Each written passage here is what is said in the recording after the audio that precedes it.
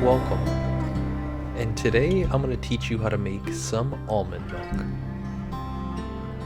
So to start, you're going to need a cup of almonds and 3 cups of water.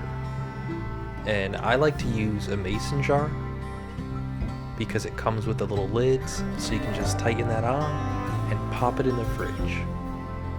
You want to keep it in the fridge for at least 4 hours. Personally, I like to keep it in overnight. Now here's one that I got ready yesterday. Now we're going to take this and we're just going to pour it right into a pot. Now we're going to bring these almonds to a boil, which will take about 10 to 15 minutes.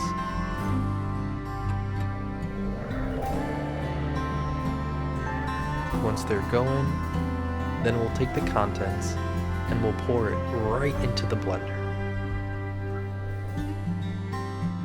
So before blending, you want to make sure that the lid is on properly. Have a dish towel to keep a cover on top because it is very hot. Now we're going to give it a little bit of flavor.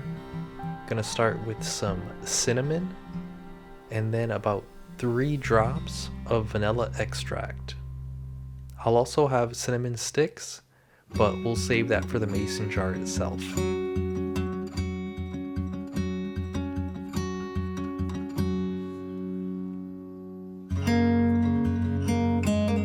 We want to make sure that the almonds are finely blended.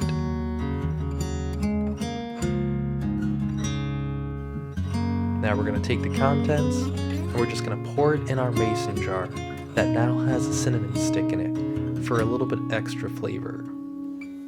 Then you just pour it all in, pop it in the fridge, and there you go. Your very own homemade almond milk. You want to make sure to drink it within 3 to 5 days after making it. Enjoy!